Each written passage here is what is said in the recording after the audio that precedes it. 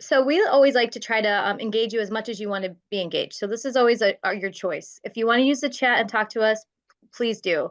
If you want to have your camera on, please do. If you don't, that's fine. We always say that choice is a friend of inclusion. So we give choices, what you want to do and how you want to receive this information. So if you're in your car and you're just listening to us, great. But really, if you have a question or you could just, it's very informal. We want you to just be able to unmute and say, I have a question, or put your little hand up or whatever you'd like to do in the chat or talking, because Katie's going to start us off and then I will kind of take over. We're going to co-teach this together. So I will be looking at the chat for you guys. But really, whatever you need from us today is what we want to give you. So if you're here just to listen, and that's great, and that's the way you take it in, that's fabulous. But if you want a little bit more engagement, we are happy to do that with you today. And with that, I am Alana, and I'm going to let Katie start us off today.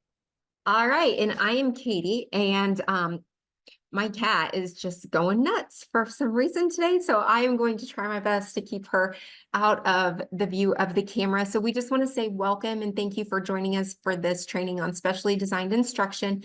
If you can put in the chat or if you want to unmute, just to help Alana and I guide this conversation, if you did sign up for the recording, you will get the recording, but you guys are here live. So we really want to give you what you need the most since you're on here with us live. Kind of tell us, is your background more general education or special education? That just helps guide a little bit into the depth that we go into with some of the things that we talk about today. As we think about specially designed instruction. And I'm guessing since we've got a director, you're probably a former special education teacher, if I had to guess. So you know about this as well. So it looks like from what I could see, everyone is on here from special education. So that is fantastic. The other ask that I'm going to do of you is if you want in the chat, put what you hope to get out of today. Like if you have questions that you want answered specifically, or maybe you just want some new information to be able to take back to your district to present to other teachers. Again, that just helps guide the training that we provide you. And this is a small group, so we can really be directed to your needs versus what we think you might want to hear, or just talking about everything because we don't know exactly what it is you would like to know. So the more specific you get with us, then the better we can direct some of this training to. So just our three big objectives for you is to first define specially designed instruction. So we're going to talk about what Article 7 says it is. We're going to look at the different considerations for planning and implementing specially designed instruction. We'll talk about the different areas where we address SDI within our IEPs and just how we do that. And then we'll look at some different case scenarios and talking through different cases about students who we just made up, but really looking at what sort of SDI do they need? Do they really need more supports and services than SDI? So just very briefly about the IEP Technical Assistance Center. If you are not familiar with us, we are a state-funded resource center. Our fiscal partner is Indiana State University, so we work for ISU. And we are really here to help teachers across the state of Indiana. Our goal is to increase knowledge, skills, and capacity of Indiana educators to improve outcomes for students with disabilities. But we know that when we improve the outcomes for students with disabilities, we really improve outcomes for all students. And so we keep that at the center of all of our presentations and trainings that we do, because we really have the mindset that all students can learn, all students want to learn in our school settings.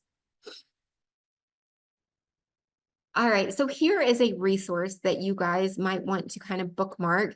You can scan the QR code with your phone, or you can copy and paste that link that Alana, can you put that in the chat, that Alana will drop for us. In the Padlet, you will have access to a PowerPoint. It will be one that's very similar to the one that we are going through. It just won't have some of the opportunities to respond from the virtual perspective like we're doing now. It'll have some different handouts related to SDI. It'll have some different guiding processes that you and your team can use as you sit down and think about what SDI your students might need. And then there will be some videos, articles, book links, and that sort of stuff. And speaking of book links, there's one book that we will talk quite a bit about in our presentation today, and it's called Specially Designed Instruction, and it's by a woman named Anne Benninghoff. And at the end of our presentation today, I have a book that I will be mailing out to someone from the training today. And I'm saying that so that it helps me remember, and Alana to remember, that we want to give this book away.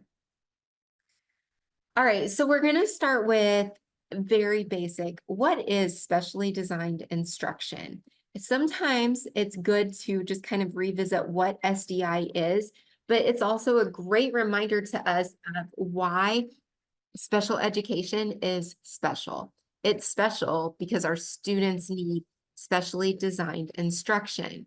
So straight from Article 7, SDI is adapting the content, methodology, or delivery of instruction, and we do it to address the unique needs of the child that results from a child's disability and to ensure access to the general education curriculum.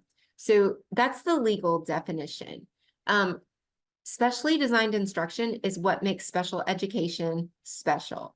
If our students didn't need specially designed instruction, then there wouldn't be a need for an IEP. And so I have more of a general education background. I taught middle school English for 18 years before I joined the center, and I turned to a school psychologist officially.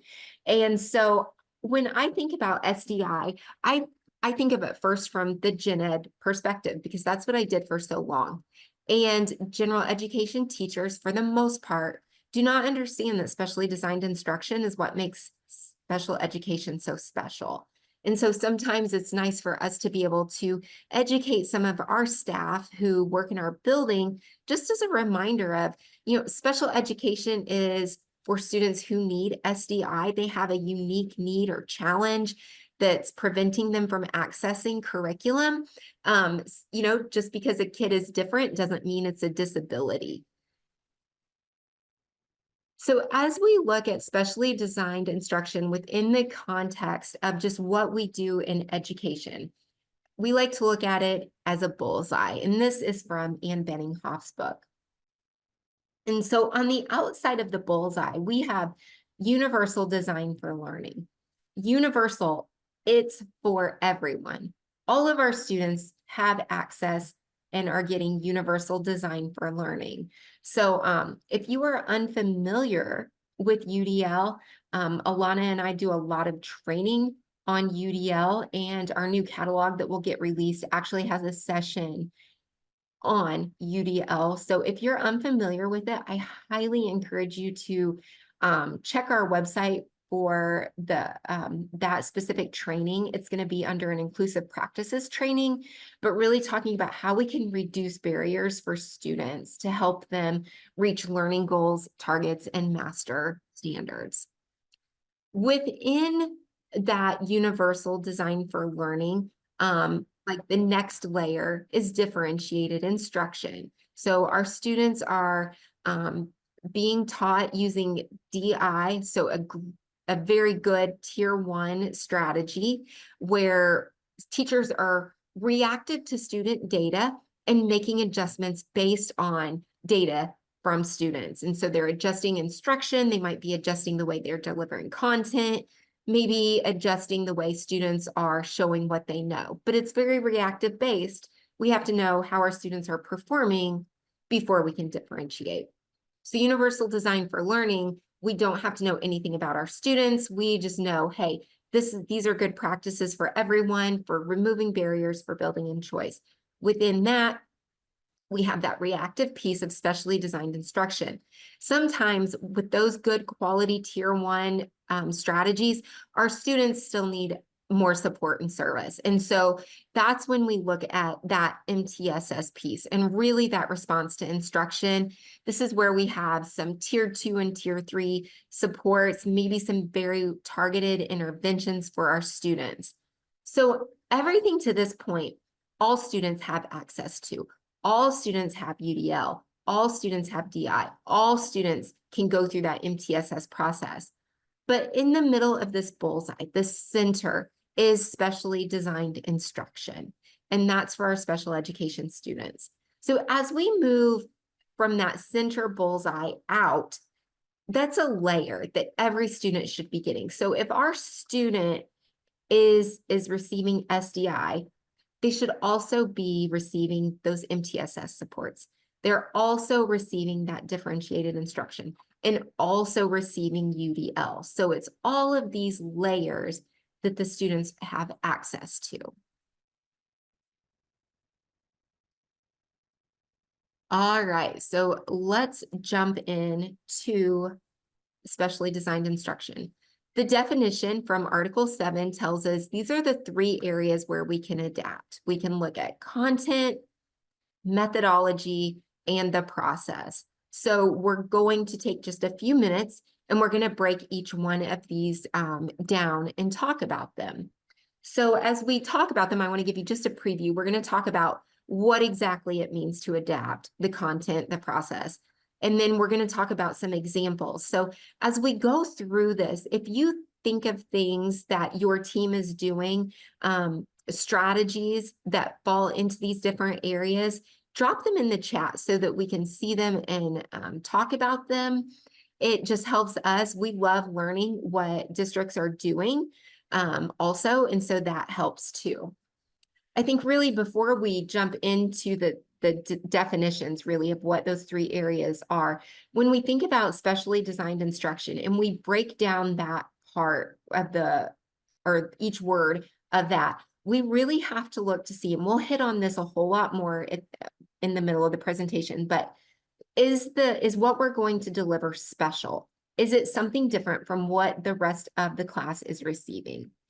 Is it designed specifically for that student? So we've got specially designed. And then the third piece is that instruction piece. Is it being taught to the student? So those are 3 qualifiers that we have to answer yes to in order to consider SDI. So I want us to think about that as we then apply it to these 3 different areas. So the first is content. So this is adapting what students are learning.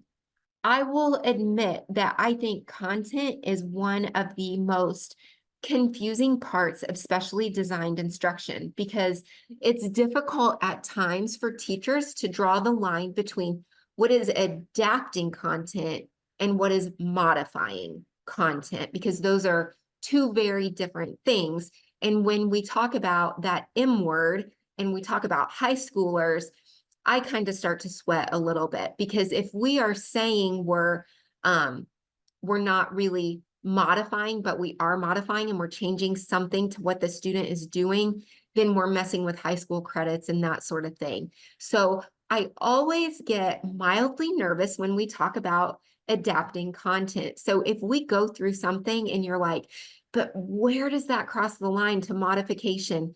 Bring it up, because I think it's a tricky area. It's one that I want to acknowledge. So, and sometimes I feel like I slip up and say something I shouldn't, like, Katie, don't say that. That's really modification. So call me out on it, whatever we need to do so that we can be clear about content. So our students with disabilities are expected to master the same standards as students without disabilities. So SDI gives them that access to it, but we have to get them toward mastery, work them toward mastery. That's what the law also tells us. However, standards can often be met by learning content in different ways. So when we think about different ways, we're thinking about maybe the order in which we teach something. Maybe it could be the level of complexity, and we'll talk about some examples. But maybe there are some additional skills that our students need to master before they can master that grade level skill. So when we talk about content, those are some of the things that we will discuss. So ways that we can adapt the content using something like an alternate text. I'm always going to encourage you to look at the standards you want to address as you create the SDI. Because if the standard is telling us that a student has to read a grade level passage and answer questions on that, then that standard is really locking us into that specific text, right? So if we have a fourth grader and the standard says, they're using grade level text to answer these questions, we can't really change the text. If we change it, then we're modifying. However, if it's a social studies assignment or a science assignment, and the standard is just looking that the students can describe the different processes of photosynthesis, that doesn't necessarily say it has to be grade level text. So we can vary the text complexity and use a different alternate text in that situation. Sometimes we might need to change the order of the content that we're presenting to the students. If the order is not working for the students, or maybe we need to reteach or pre-teach a skill from the day before, something to help them get the skill that we're going to work on today, we can do that. Sometimes for our students who need Braille, extra mobility, or just mobility training, maybe sign language interpreter or learning sign language, these are compensatory skills, or designed to address compensatory skills that can be built into that content piece of the SDI as well. So I thought we had another slide in there. So before we go into the next area, thinking about content, are there questions? Are there comments? Are there things that you're seeing in your districts that are working well for adapting content as SDI for students? And I'll give us just a second before I move on, because I know if you're going to type in the chat, it's probably going to take you a minute to get those words in there. Alana, maybe do you want to talk about when you had students, what your thought process was of content adapting versus modifying? Well, I was just writing in the chat. I don't know if anybody else uses touch math, but that's a different way to present the content. That's the same content, the same way. But I had to use touch math because my students that had autism, because of their unique disability, they needed those visuals. So that helped. I had to teach math maybe with like a different kind of text, like an alternate text. So that was kind of what I was writing in the chat, because but I don't know if anybody else, and then other people are writing right now too.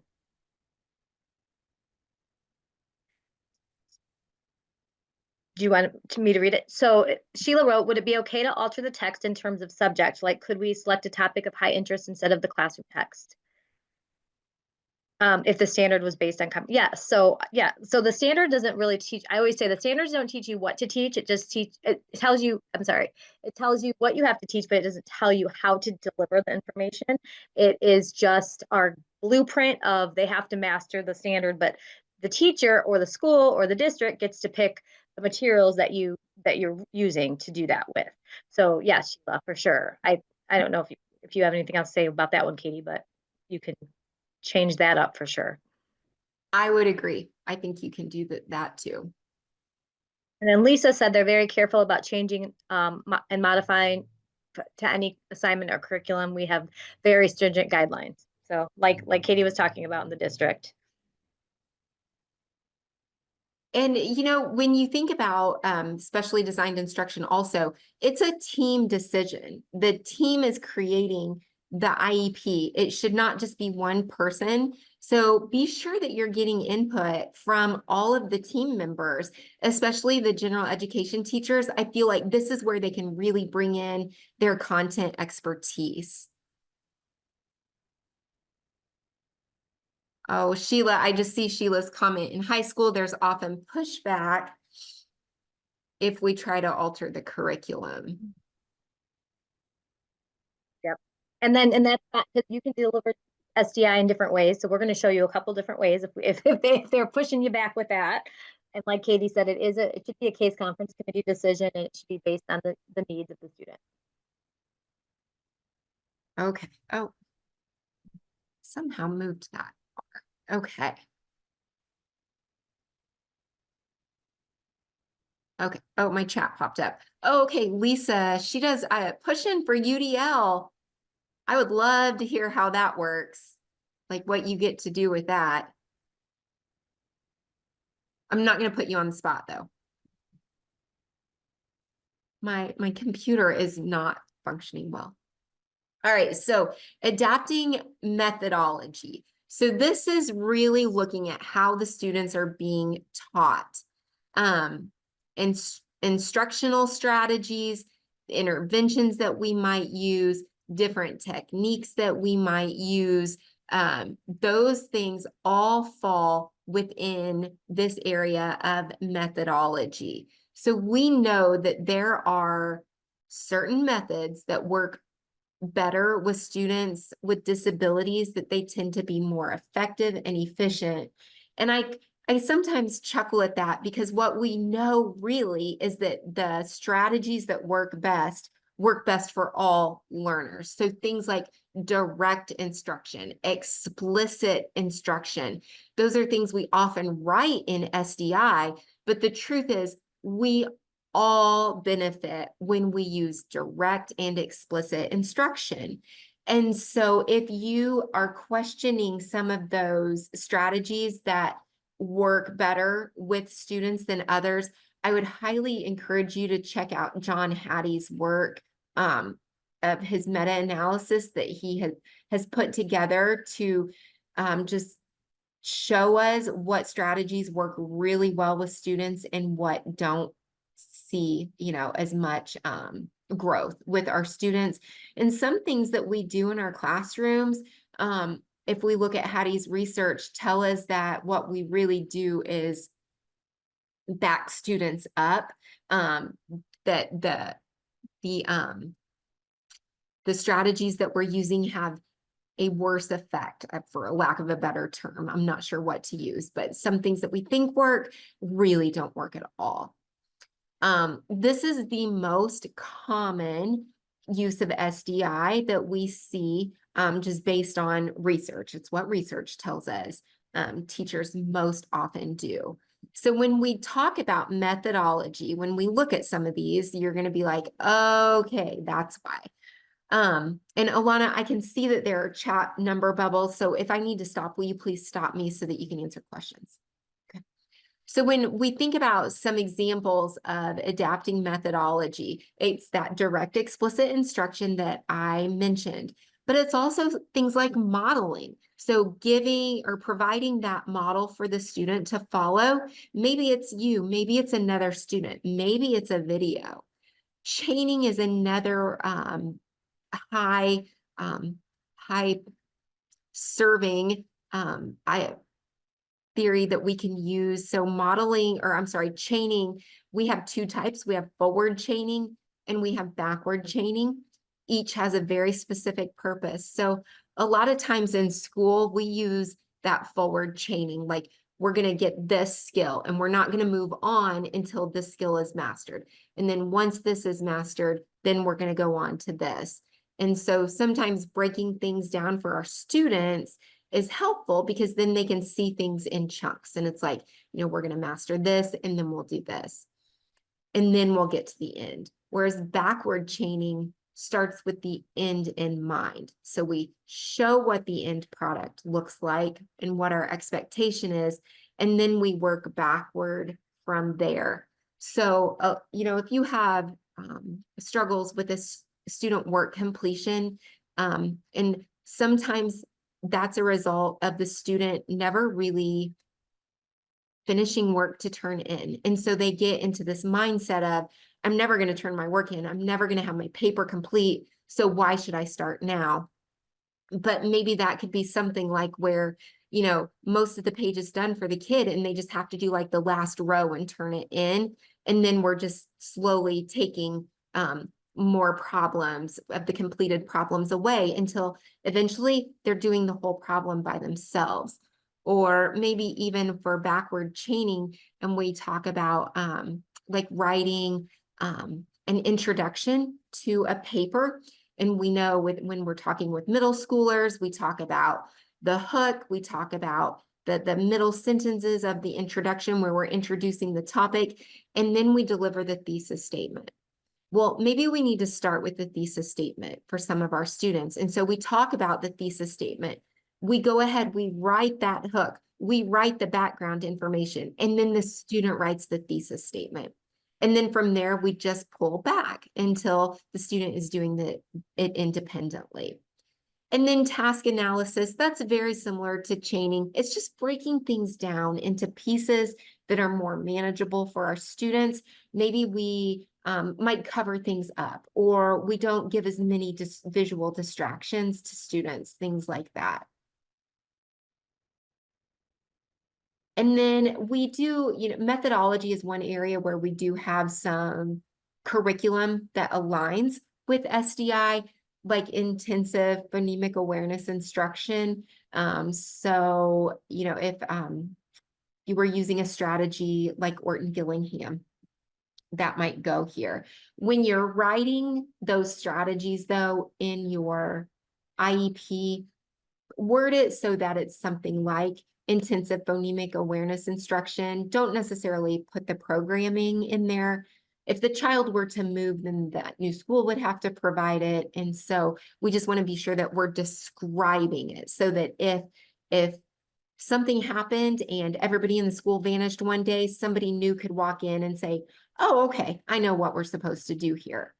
Some of those multi-sensory methods can be built in during the methodology portion as well, looking at some of those alternate math strategies as well. And I think that's the end, of methodology. So Alana, what questions, comments do we need to address in there? Oh, people were just asking about John Hattie, so I just put that in there, and then they were just asking me if methodology is a case, conference, decision, or discussion, and I just replied to Sheila that you talk about the goals at the CCC meeting and what STI would best meet the needs for the student. So definitely, those conversations they can happen at your meeting. Like the student learns best by visual cues, or he needs a reteach, or so all of those things that you discuss at the CCC meeting is just helpful with the goals. The goals and SDI kind of go together. That's how you deliver it. So that's Awesome. all. And if there's anything else about methodology that you guys want to ask, feel free to go ahead and throw that in the chat as well.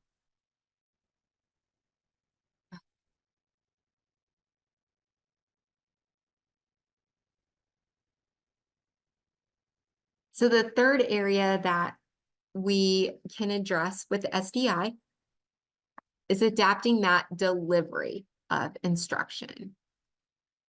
So when we look at adapting the delivery, we could look at a couple different things. We could look at where the student is being taught. So is it the general education classroom? Is it a separate setting?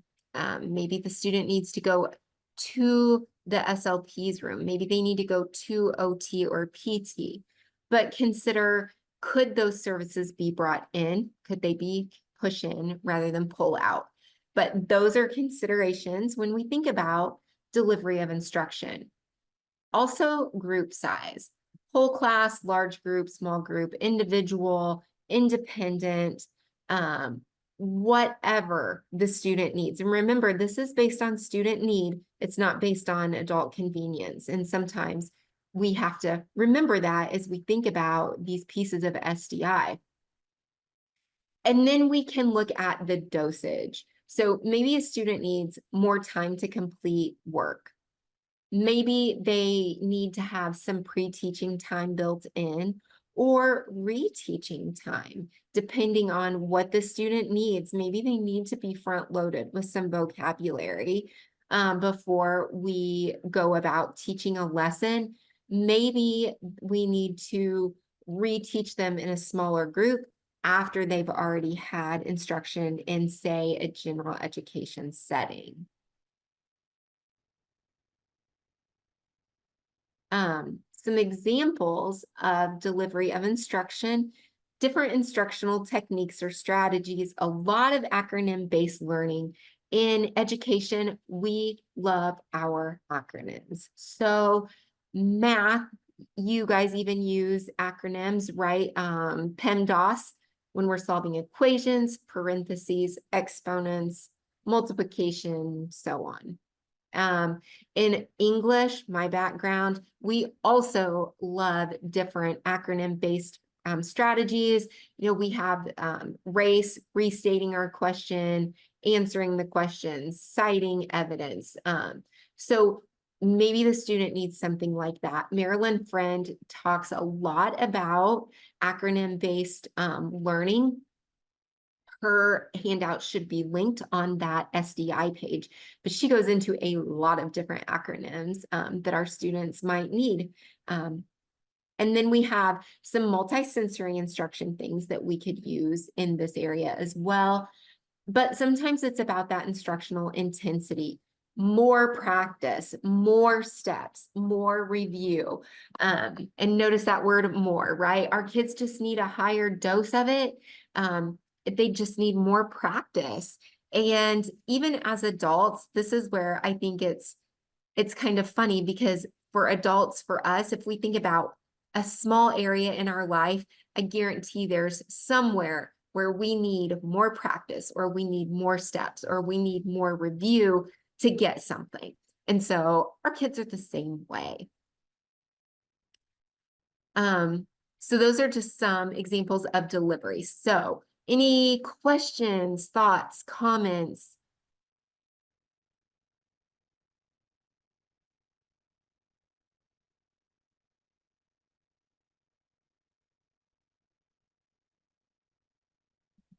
All Nope. right. Well, if they come up, oh, did you go ahead, Alana? I said, I think we're good. Okay. Go ahead, unmute if you do have a question, or put it in the chat, even if we've moved past a slide. So we've talked a little bit about this, but I want to bring this up again because it's so important. So the purposes of SDI, we are really looking to address the unique needs that result from the child's disability. So it's unique needs that we need to focus on. When we think about SDI, accommodations are not SDI. If we go back to looking at, is it special? Is it something designed for that student? Is it being taught to the student? Most accommodations aren't that. Small group instruction or small group testing is an accommodation. So there's nothing being taught. There's nothing being designed for the student in something like that. Classroom tools are not SDI. We're going to do a little poll here in a second. I'm scared to say things because I'm like, oh, what if that's in the poll? But we'll talk about classroom tools and why they are not considered SDI. So we're addressing the unique needs to ensure access to, here's the key word, general education curriculum, right? Our students are getting access to that gen ed curriculum. Our students are required to master that general education curriculum. So the gen ed classroom really provides the most equitable access to that general education curriculum, because the general education teacher is the one who knows the content, they know the pacing, they know the standards. So that's the best place for every student to get that content. And we already mentioned this, but it's not just about meeting standards. It's not about just exposing students to standards, but really to meet those standards. And I love this quote: you can't teach a child to swim by taking them out of the pool. And sometimes in special education, we think that by pulling kids out, we're helping them. But the truth is that at times, and I won't say always because every case is unique, but we need to keep kids in that general education classroom to keep them on pace with the rest of their peers. All right, so now Alana's going to lead us in a little poll. So I have a poll here and it's anonymous. So we talked about specialty design instruction, and that is really what the teacher's teaching the student um, is specially designed instruction. An aid or service is just what it's called an SAS, but we call them accommodations. So any kid could use an accommodation. So if I was a teacher and my students needed yellow paper because I know that yellow paper, they can remember those things, that's an accommodation. That you don't have to have an IEP for that. So SDI and accommodations are different. So I have a poll here that we're not going to unmute. You don't have to talk. We're going to have a poll that I'm going to launch, and you're just going to tell me if it's an SAS, which is a student, it's a support, which is another word. I should have put accommodation. SAS means accommodation versus SDI. So we're just going to see, we're going to relaunch this poll, and then I'm going to have you guys, there's just 5 questions, and you're just going to tell me if you think that it is a support or if it's SDI.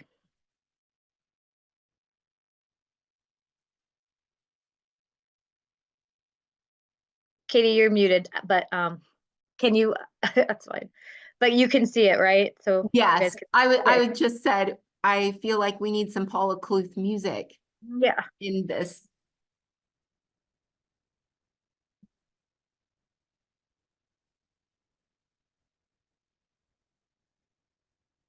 And you're going to notice some words in some of these questions that might give it away.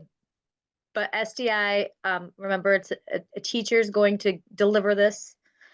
And Did I mess the poll up? I don't know. No, I don't think so. Okay, People are answering. okay.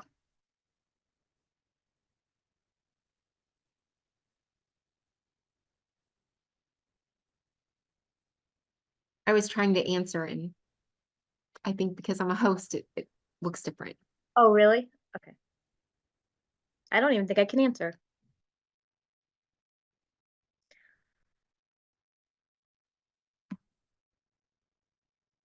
And if you don't know, that's okay. We're here to learn. We're not here to judge. It's really, we're not grading you. We're just cute. Just a little exercise. We try to get engagement as much as possible in different ways as we are virtual.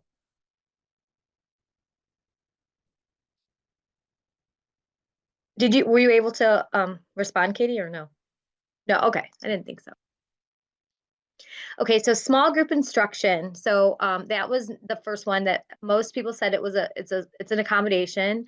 80% and 1% said it was SDI currently. Yeah, so if all kids can benefit from the small group instruction, it can be SDI if you put it into your IEP and if the students have to have it all the time. But in order to have a small group instruction, like maybe you pull a small group, students don't have to have an IEP for that one, right? So you're not teaching them anything, but it can be written into the IEP for SDI. So that just sometimes is confusing. But yes, that is an accommodation. Most of you guys got that one right. Line readers, is that a support, like accommodation or SDI? And everybody got that one right. It is a support, it's just an accommodation. So line readers, you don't have to have an IEP. Everybody can have them.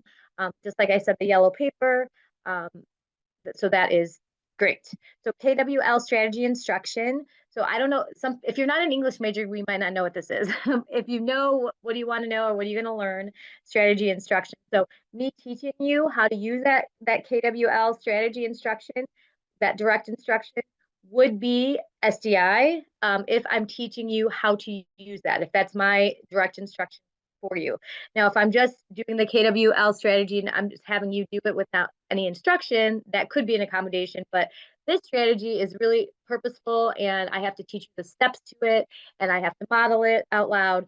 So yes, it would be SDI if a student would need something like that. Okay, so explicit and what we have here that's different, and you guys caught this right on the head. It says explicit instruction in self-monitoring strategies. meaning that I'm teaching you exactly how to use those self-monitoring strategies. That's the part that you need for that SDI. So like I always like to use the graphic organizer. So if I say that students are just getting graphic organizers, that would just be accommodation. If I'm saying that I'm going to give explicit instruction in using graphic organizers or developing a graphic organizer, that would be when it's SDI. That's when the teacher's doing something to teach the student how to do it themselves. So that is the difference between SDI and just an accommodation. So yes, so SDI, that number 4 would be explicit instruction and self-monitoring strategies. And then the last one, direct instruction on functions and how to use low vision devices. I don't know why that's such a short answer. Everybody answered that 100%, but that would be SDI. You're showing them how to use a function of a low of vision devices. And this kind of reminds me of a calculator. A calculator in itself is an accommodation. Everybody can use a calculator, but some kids don't know how to use that calculator. So an explicit instruction in how to use a calculator, that would be the SDI, because some of the students don't know how to use that. So that's kind of the differences between them. And I can see, depending on how you word it, could be SDI or an accommodation for both of those. Katie, do you have anything to add to that, or are you good with that? All right. No, I think you did a great job. Thank you guys. All right. Next one. Sorry, it's hard. Katie's my thing. So I don't know about you guys, but I was a special education teacher, and I had access to a resource class. And in the resource class, students would come to me, and it would be more of a homework help. Okay. And it wasn't me delivering SDI. I'm going to be honest with you. We did not do such a great job of this. Now that I've learned a lot more, I would have done it differently. But really, they would come to my class and say, Alana, you have to help them because they didn't do their math. Or they didn't do and I would just help them finish their work. So I wasn't working on any skills. I was helping them make sure their grades were getting, their parents weren't calling because they had bad grades. So what SDI is not, I like these non-examples. It's not, Katie already talked about this, it's not differentiation, it's not UDL, and it's not homework help. That's what I was kind of doing. It's not content support, it's not accommodations, and it's not modification. So it really is that what I'm teaching them, it would have been better served if they were coming to my classroom and I was teaching them how to use that yes ma'am strategy in English, because I know that's what they were doing. If we were going over those acronyms again, and I was teaching them how to use it, or I was teaching them how to use a calculator, that's SDI. But SDI is not any of these things. I don't know if you guys could use a chat too, but I don't how your resource room is, but that was how mine was. But we can have different ways to teach our SDI, as you know, and as I taught a lot of students with autism. So I had some SDI around behavior, because it doesn't matter if it's academic or behavioral, you have to teach skills. So you're teaching a skill to replace the behavior. You're teaching a skill in academics. So the domains are all of those different things. OTs and PTs have to teach SDI in their way. Everybody. So when students get older and they have those vocational goals, we still have to use that SDI. So all of these different ways in our goals with our IEPs have SDI within those. This is just showing you that. And so how do we know it's SDI? I'm going to give you guys a little case scenario later. And these are our guiding questions that we kind of like to ask ourselves. First of all, is it aligned with your present levels of performance? So we have to have something in our present levels to align it with SDI. It has to address a goal within our IEP. It has to have research or evidence-based. So we're using these programs that Katie went over earlier. They all are research or evidence-based. We know that students with dyslexia or students maybe with a learning disability, we know that there's other programs that they're able to use because of their unique needs. So like for dyslexia, we know that multisensory approaches to reading has to happen because of that. So we know that that's evidence-based. And we have a website that we can share with you that you guys can look at that kind of thing. We know it's SDI if it's teacher-led. If I am explicitly explaining something and my student's going to get that, that is SDI. My student who used touch math, the teacher taught the student how to use those points. When the student came to me in middle school, I knew that the teacher taught because my student, Sarah, she would still have all the points. She would still be like using the points, even though the points were gone in middle school. She was still multiplying, but she was still using her touch math points. So I know that the teacher taught her how to do that. She took that on herself and she's able to use that later. So that's why I know that that was her SDI, that she learned how to use that for math. It's based on data. It's delivered over time. We progress monitor with it, and we use the data to see if the student's going to reach the goal. Instruction is needed by the student with a disability, so we know that they need it, and we are addressing the learning or deficits that prevent the student from reaching the grade level standard. I know that my Sarah could absolutely do math, but she just needed those visuals to make it a little bit more concrete for her, and then she was able to access that curriculum as she got older. She was able to do more things, even if those dots weren't there. Somebody taught her how to use that specially designed instruction. And I knew that because she transferred and maintenance were part of the instruction, because she still used it when she learned it when she was young. She used it as she got older too. This is kind of the same thing, but so I'm not going to go over this. We have a case on the next one, but really, is it special? Does it address the child's unique needs? And is it related to an IEP goal? Is it something special for that specific student? So we're going to go to the next slide. And we're going to do, I'm going to have you guys read this. And you're going to tell me if you think it is SDI or just best practice, just good instruction. You're going to use the chat and you're going to be able to, and don't judge this goal. This is just a real generic goal. When it's not measurable, it's not skill. I mean, it's just Matt will initiate tasks when verbally directed by a teacher or staff, but we know that this is not would not be in your IEP. This is just kind of like just for this purpose. But the special education teacher provides services 3 times per week. When she is present, she makes eye contact with Matt before repeating the teacher's verbal instruction. She models how to start the routine and verbally praises him when he begins. She circulates around the classroom, but checks in on Matt more than other students. So let me know in the chat if you think it's SDI or if it's just best practice for Matt.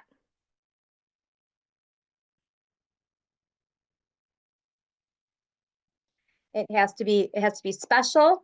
It has to be related to a goal. It has to be delivered over time, monitored.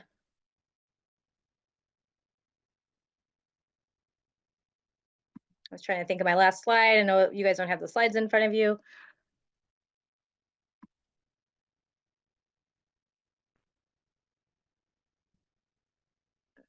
Thank you, Katie.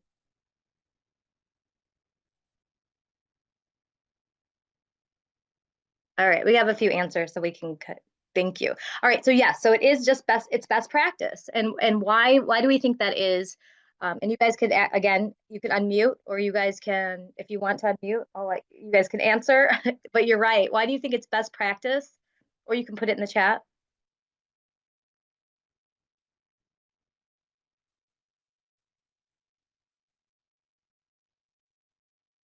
I think one thing to keep in mind with this is that this is something we would do for all students. Yep, It's that's what just Lisa said. what a good Yep. teacher does. Okay. Yep, Lisa said that in the chat. Nothing special or specific. So all kids could, like, you can have eye contact with all kids that need it. Extra, you don't have to have an IEP for that, right? Um, it's best practice, like Katie just said, and somebody else. I think Lisa said that in the chat. Nothing specific or special. Perfect, great. So here's a little bit longer. Again, initiate tasks when verbally directed by teacher or staff. The special education teacher arrives in the classroom a few minutes prior to the activity. She pulls Matt and 2 of his peers to a small group as helpers. The teacher displays 3 pictures of the cleanup process and asks the students to place them in the correct sequence as quickly as they can. She uses a pre-taught gesture for listen so that Matt listens closely as she asks his peers to discuss how fast they should work. The students choose a goal time for finishing up the cleanup task, and Matt sets the time on the timer. She then turns the sequence pictures over and asks Matt to recall the steps and say them aloud. When the classroom teacher gives the direction to clean up, Matt gets to work while the special education teacher observes and collects data. So first, is it SDI or just best practice? And if you say SDI, what about it does it cover? We had that whole slide about what makes it SDI. What are those things that we talked about makes this SDI? There's different parts in here, and you guys are right, it's SDI. But to go further into that one, how do we know that it's SDI? How do you guys know that? What are the parts that it talks about? And I love this scenario. This is a great one. Perfect, Sheila. It's data driven, just collecting data. Yep, it says collecting data over time. What other parts is SDI for this for Matt? Yep, there are thank you, Lisa. There are things specific to Matt. What do you think his goal is probably in his IEP, like some things that he needs to work on? What do you think he doesn't do very well in this class? I think this needs to be with my I have a 6-year-old. She could probably use this too.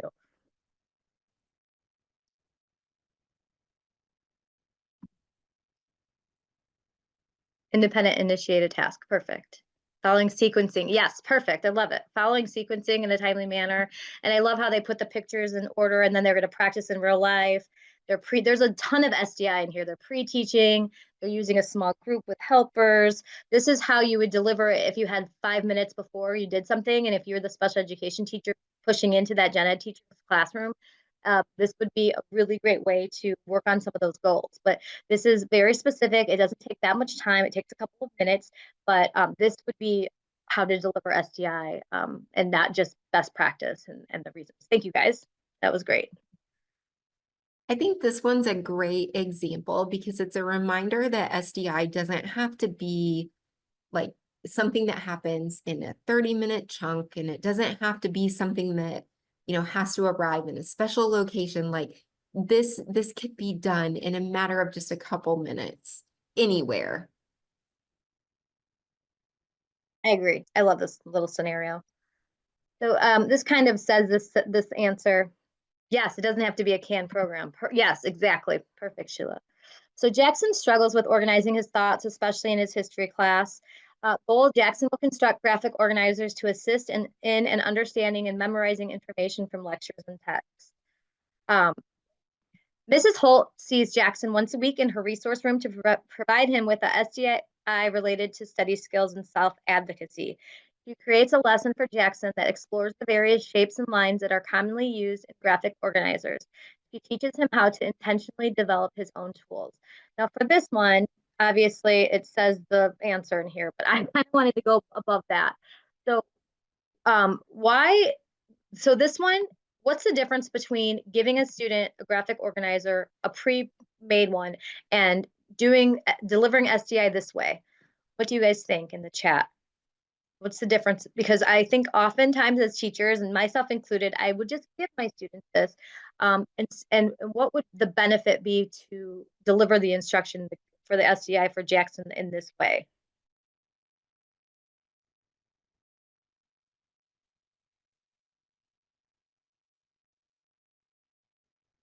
So adjusting to his needs was something that Lisa suggested. Oh, that's perfect. I love that.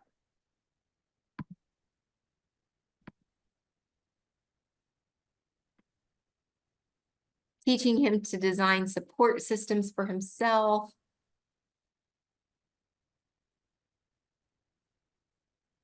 Yes, that's great. I agree. And my brain doesn't work the same as Katie's.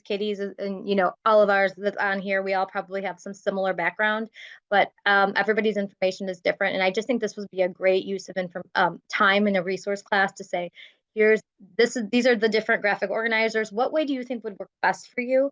Because we know that he's going to use it in history, but he could probably use it in ELA. They can use graphic organizers everywhere. So the graphic organizer is not the SDI, but showing them and instructing and having them pick those things out and teaching them how to do that because they can transfer that and do that on their own. That is the SDI. So that's just kind of an example we wanted to share with you guys.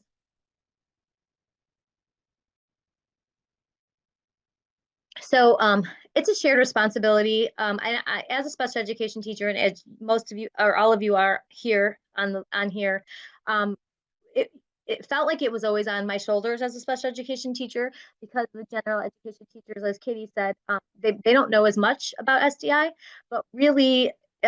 This is the time in the case conference decision and when we are going over our goals, when you're at the CCC meeting, that the gen ed teacher has good input for this. So going over the goals and then having the gen ed teacher say, okay, this is what we're working on. I'm teaching them how to use this graphic organizer. Can we make sure we try to do that in your class? And working together is really helpful, I think, as we're thinking about our IEPs and our IEP process. Um, Special education teachers and gen ed teachers are allowed to deliver SDI under the direction of the special education teacher. The paraprofessionals are allowed to deliver SDI. I had 3 paraprofessionals in my classroom at times. I taught students in an all autism class, so I did have a lot of people to help me. As long as they understood exactly what I needed from them and exactly what we were doing and how to deliver the instruction, I taught them how to do like maybe touch math or something like that, and then they were able to deliver that underneath. And they were in the same class as me, but we would break into small groups. But paraprofessionals are also allowed to do that under your supervision.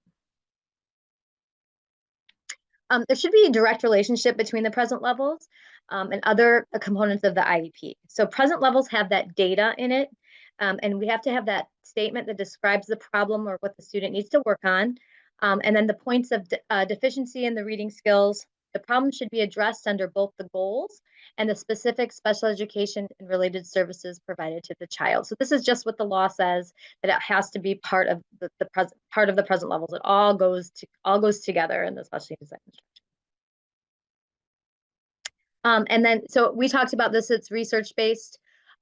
So we are going to, and it's data-driven. We kind of already went through those scenarios, and we know that we have to plan it based on the students' unique needs based on their disability, really. And the consideration is all of these different things. We know that we have to think about if there's a student with a learning disability, what does that mean?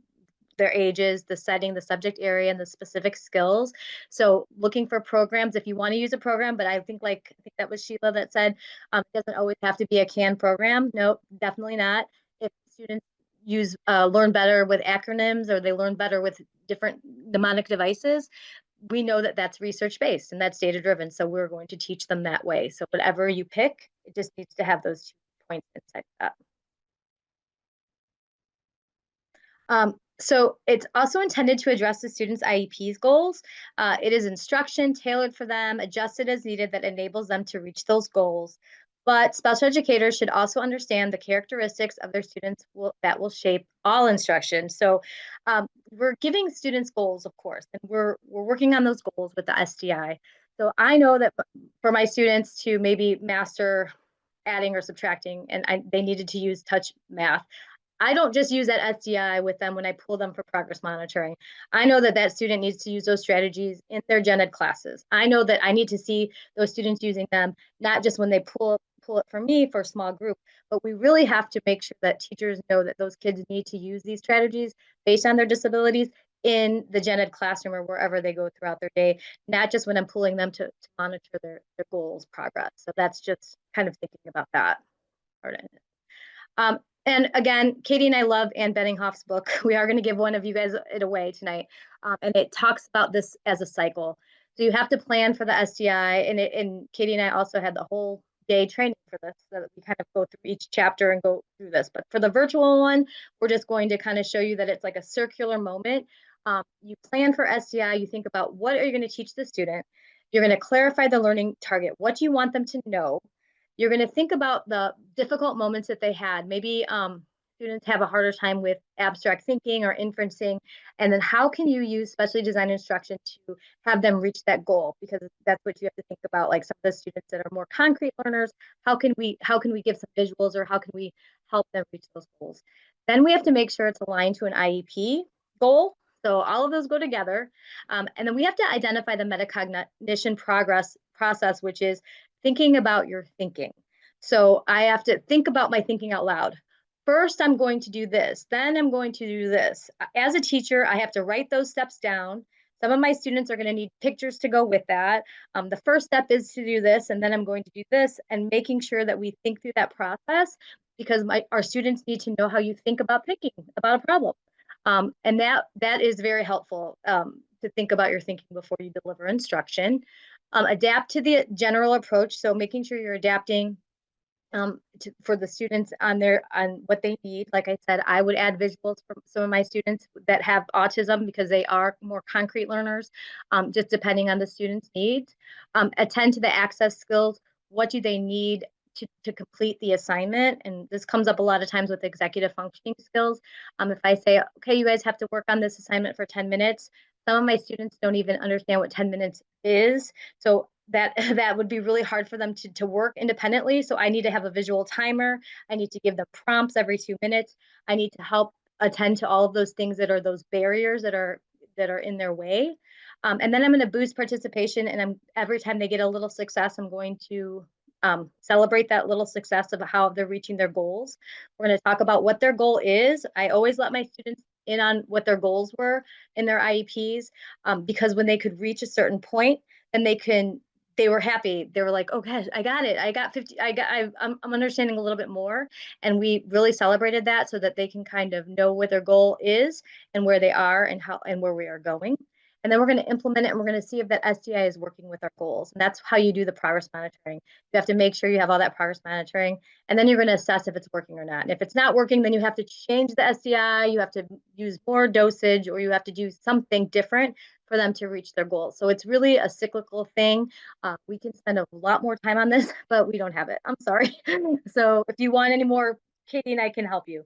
And when we clarify the learning target, this is kind of if you guys are using UDL, instead of using those constrictive verbs to make those learning targets in your classroom, if you say things like the student has to write the problems on the board, or they have to answer, they have to write them, and some students can maybe still do math, but they can't write, you're going to remove those barriers. So it's just an example of constrictive verbs versus flexible verbs.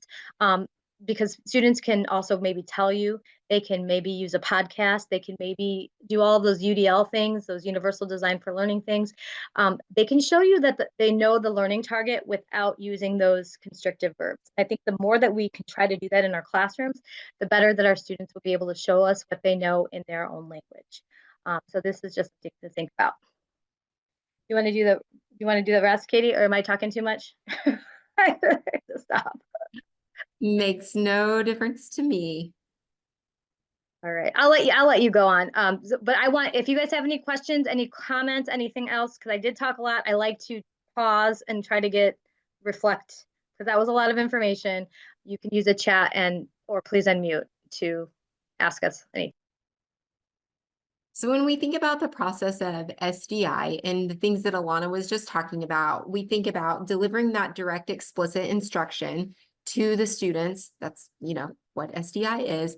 And then really looking at those self-regulated strategy developments of getting the student to be able to work towards that maintenance piece and then being able to generalize it. So as we think about it being a mastered piece of learning that they've done, it's going to go through this process.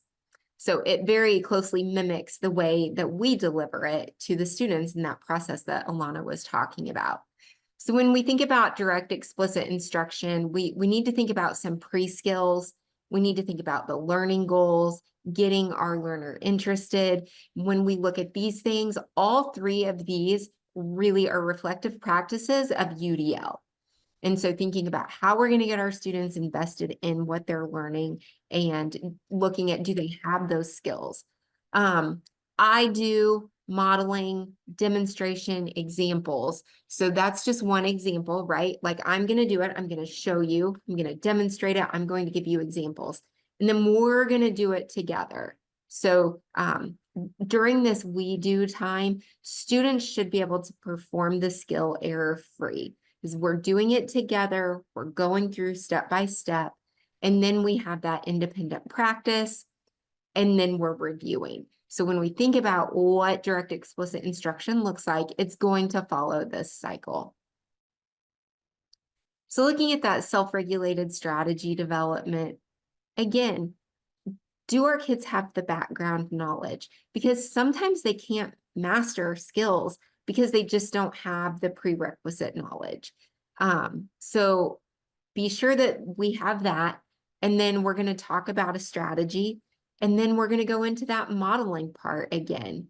getting that memorization of the strategy, supporting the strategy however the learner needs it supported, and then look for that transfer and independent performance. And sometimes the transfer and generalization takes a long time for some of our students, especially when we think about some of those emotional regulation strategies that we might have into our SDI and the executive function pieces, because that just takes some brain development. So when we think about maintenance, we just want to know if the student can retain the skill. So we can check these things like when we have breaks, like a 2-week break, summer break, those sorts of things. We want to be sure that we're keeping record of those mastered skills. However, we're tracking that. Maybe we're tracking it in IIEP. Maybe we have a form within our district that we're supposed to use. And prepare a schedule so that you are checking on those skills that have been mastered to be sure that the student still has them. And then keep that data as well. So modeling, it's very specific, it's scripted and without interruption, because we don't want to have our learners worry about that cognitive shifting, like we were started here and now this is going on, so we're over here and then we're back. So really staying on task with that, and looking at scaffolds that the kids might need, when to take those scaffolds away, giving that immediate feedback. Immediate feedback is another element that John Hattie's research talks a lot about. We know that our kids need that direct feedback, and it needs to be immediate. It needs to be corrective based. So those are the things we're talking about there. So just some different strategies that we could talk about. Cover, copy, compare. That's a strategy that has a very good effect size. Again, we've talked about chaining. Chaining also has a good effect size. So What Works Clearinghouse is a resource. If you're unfamiliar with it, you can use that. I know Matt Johnson used to do this training with us, and he was all about What Works Clearinghouse. And we can get you that in the chat. Alana might have just dropped it in there.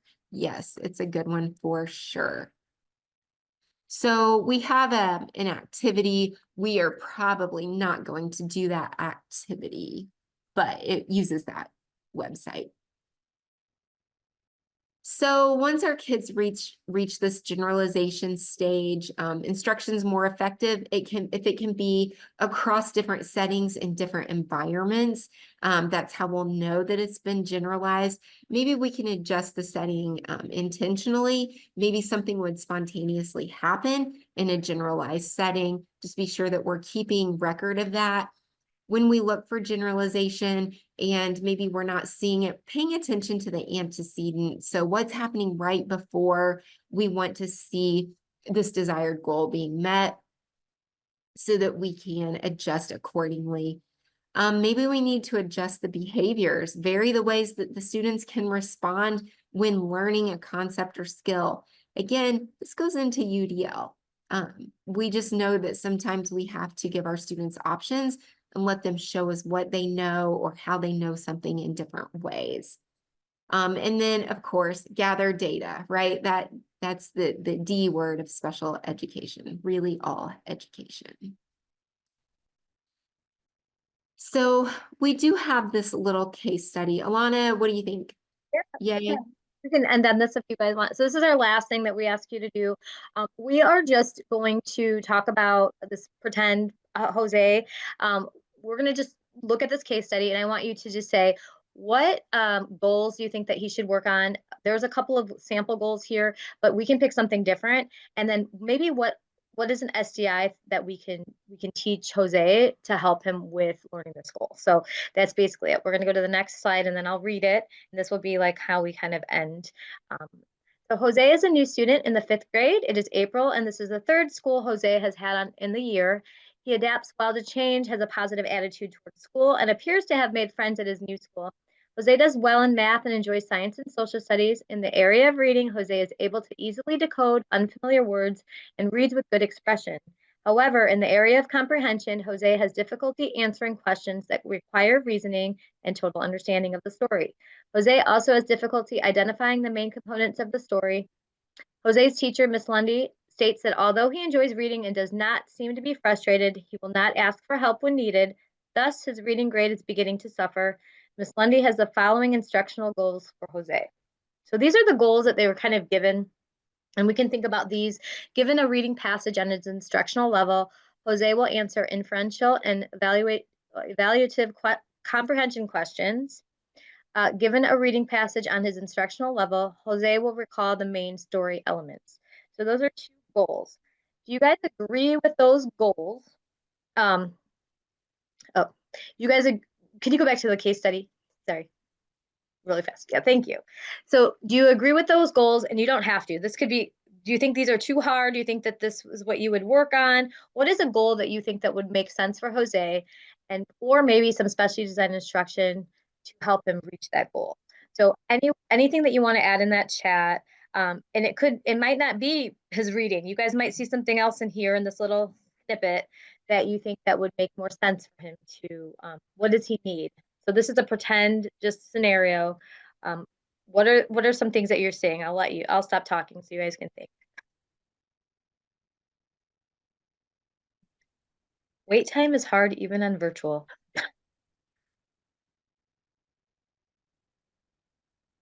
And we could use these goals, it's fine, but what SDI would we want to teach Jose to reach his goal? What are we thinking? I think one problem that oh wait, somebody put something in the chat. Teach him to ask for help. Yes, Kate, I agree with you. That says that he's not able to ask for help, so that would be a good goal for him to be able, and then teach him. And the SDI would be you teaching him how to ask for help and to monitor that. Yes, I agree. I agree with you. That's not even a goal that's on here, but that's one of the barriers that he's able to read some of those, but he's not able to ask for help when he needs that. So that would be great. That would be one thing. And what about, oh, go ahead, Katie. Sorry. I was just going to say, I would look at that inferential part because in my mind, I'm like, okay, well, if Jose isn't able to really grasp what's on the page, then making an inference about it is not really setting him up for the best success. Absolutely. I agree. And have you guys ever had students in your class that can read pretty well, but the comprehension was not there? Yep, that's two. Yep. All right, we got some things in the chat, which I love. That's 2 goals. Yes, it is. Yes, it is. It's not, yes, and you're right. We didn't write these, Lisa. These were just, but I love that you caught that. Yes, Sheila. Start with the WH questions. Its phonemic awareness is solid, but he may have language deficits. Yeah, that could be it for sure. Yeah, so the SDI would be anything that you would teach him how to use so he's able to, and whatever goal that you pick, so he has a hard time identifying the main components of the story. So if you're able to teach him something, the SDI would be able to, what strategy could he use to be able to identify main components of the story? So if it is teaching them how to use a graphic organizer, if it is teaching them how to use all those things that Katie used in her English class, but he needs to have, that would be the SDI to reach his goal. And asking him to ask for help, that's great, Kate. Like, so you guys all did a great job with that one. I agree. And inferential is a little higher than the concrete WH questions. Anything else, Katie? Nope. Okay. So as we wrap up, really just keeping in mind that SDI is a balance between the standards to which all students are held and the unique learning needs of a student with disabilities. And really everything in education is about balance. And I know here we are in almost mid-December and you guys have hung with us through this webinar and we are so grateful when things are probably going crazy and you don't want to think about balance and you don't want to think about individual students, I'm sure at times as we kind of wrap up the end of this calendar year. But SDI is at the very heart of what makes special education unique. And we have to carefully plan, implement with fidelity, and assess to determine its impact on student outcomes. These are just the different resources that we use throughout this training, and you should have access to this on the Padlet. If you have any questions or you're interested in some of these materials, let us know. So these are just some resources that we really like in our center. SDI for Co-Teaching by by Marilyn Friend and Tammy Barron. This is a great resource if you are blessed enough to be in a co-taught classroom with a gen ed teacher. And then specially designed instruction is the Ann Benninghoff book that we referenced that we will be giving away here momentarily. So before we do that, just a couple of things. The QR code on the left is an evaluation about just today, how today went. Everyone likes to know if we're kind of providing the services that you expect or that you need. So please fill that out. It's just a very short evaluation. And then the QR code on the right will take you to our training catalog. We are hopefully going to be able to release that very, very soon. Just waiting on a couple of approvals before we do that. You know, I talked about the UDL training that will be part of the inclusive practices training. You'll be able to find it on our website there. Okay, so now we just need to give this book away. And I feel like with only 4, gosh, this is going to be. How many books do we have that we're allowed to give? Well, I only packaged 1 up today. Oh, okay. However, I'm very happy to package 3 more up. So because this was such a small number and you ladies hung with us, if you would email me, and I say email me because Alana's based out of Northern Indiana. She's very close to Chicago, and I am based out of Indianapolis. And so I will get to the office before Alana does. If you ladies would email me your address, it can be the address that is your home or school. It doesn't matter, wherever you would like your mail.